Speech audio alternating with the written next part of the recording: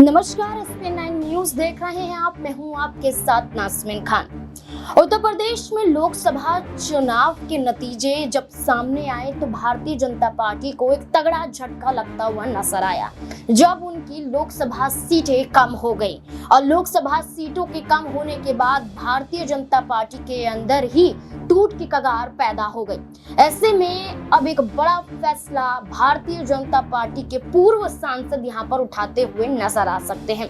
दरअसल यहाँ पर कई मुद्दे बनते हैं। मुद्दों के जरिए समझाएं तो मोदी कैबिनेट का विस्तार हुआ या कहीं मोदी कैबिनेट का गठन होता हुआ नजर आया।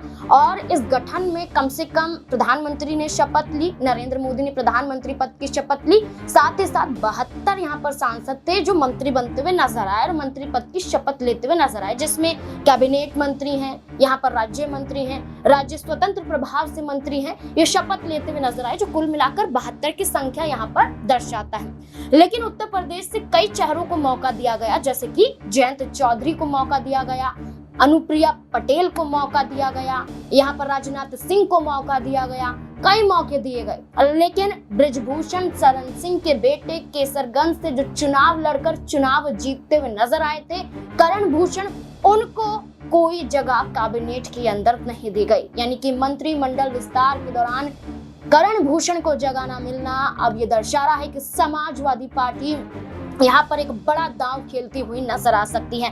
आगामी विधानसभा चुनाव से पहले सपा का मोटिव हो सकता है कि भारतीय जनता पार्टी के नाराज चेहरों को अपनी तरफ आकर्षित करना। और ऐसे में उपचुनाव उत्तर प्रदेश में 3 सीटों पर विधानसभा चुनाव के साथ होते हुए नजर आएंगे। फैजाबाद, अंबेडकर नगर और करहल विधानसभा सीट।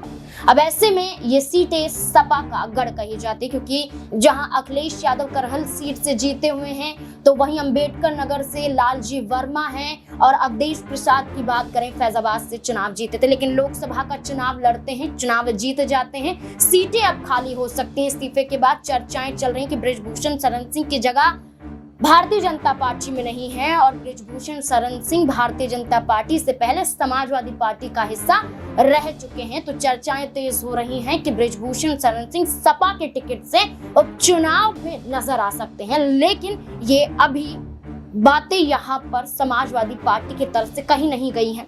अब ये खबरों के माध्यम से तो कहा जा रहा है, लेकिन क्या वाकई सच्चाई नजर आ सकती है? क्या बृजभूषण शरण सिंह एक बार फिर से सपा का दामन थामते हुए नजर आएंगे या फिर नहीं? इस मुद्दे को लेकर आपकी क्या राय है, कमेंट सेक्शन में जरूर बताएं। देखते रहें SP9 न्यूज। धन्यवाद।